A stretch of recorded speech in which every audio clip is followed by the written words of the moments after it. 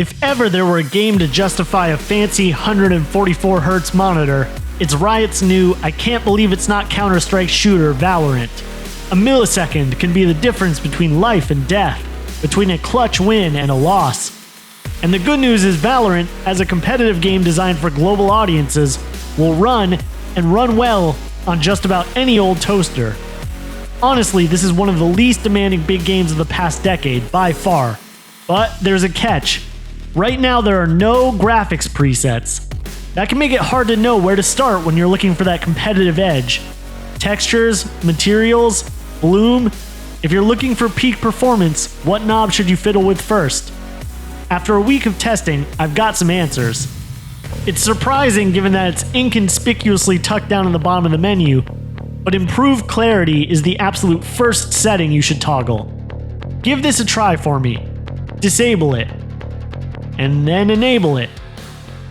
And then disable it again, and squint at the screen and ask yourself, wait, did that do anything?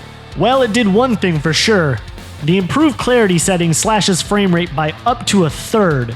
One toggle for an effect you'll barely notice. I've honestly never seen anything like this.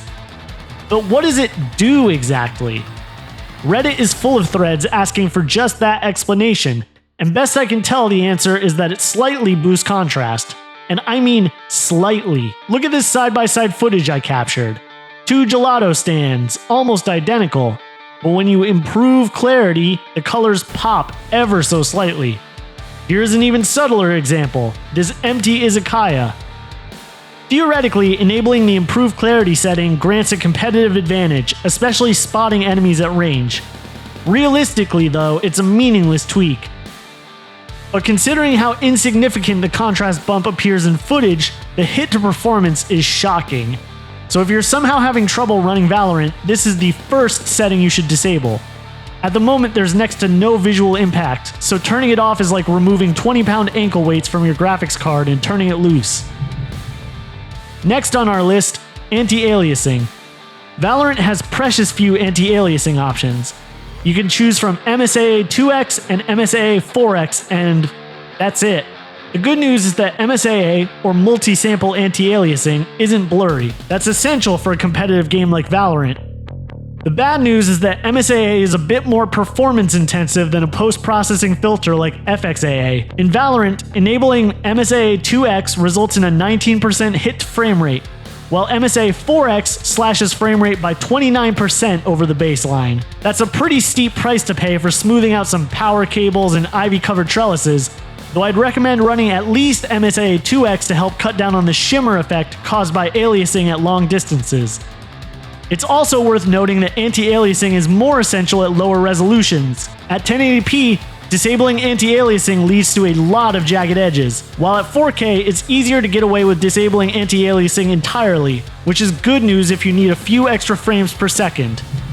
Those are the big two, improved clarity and anti-aliasing. If you're still casting about for a few extra frames per second though, material quality is the last setting I tested that had a noteworthy impact on frame rate.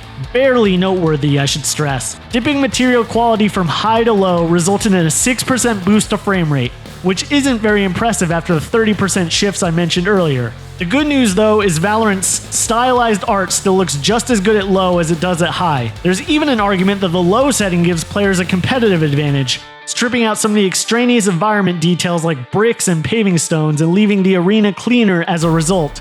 Just don't expect to stop and admire the scenery. The aesthetic difference is probably more important than the extra frames, honestly. Valorant is incredibly lightweight.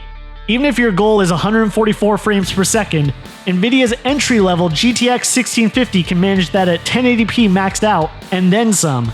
We averaged more than 200 frames per second on a GTX 1650 with all the bells and whistles. From there, the numbers get absolutely ridiculous in a hurry, with Nvidia's RTX 2080 Ti averaging more than 400 frames per second at max settings. That should satisfy even the most frame rate obsessed player. Even native 4K is relatively within reach. A GTX 1660 Ti or RX 5600 XT is enough to get that good to great 60 frames per second experience at 4K, with room to spare. You can even surpass 144 frames per second if you lower anti-aliasing, which, as I said earlier, is less important at 4K anyway. All in all, Valorant's a relatively accessible game, at least when it comes to performance. The real barrier to entry is finding out that, well, actually you're terrible at shooters, your Counter-Strike skills are rusty as hell, and you're never going to be as quick on the trigger again as you were at 15. In the immortal words of Blink-182, I guess this is growing up. Thanks as always to MSI for providing the hardware we use for testing, and we'll be back soon with more benchmarks.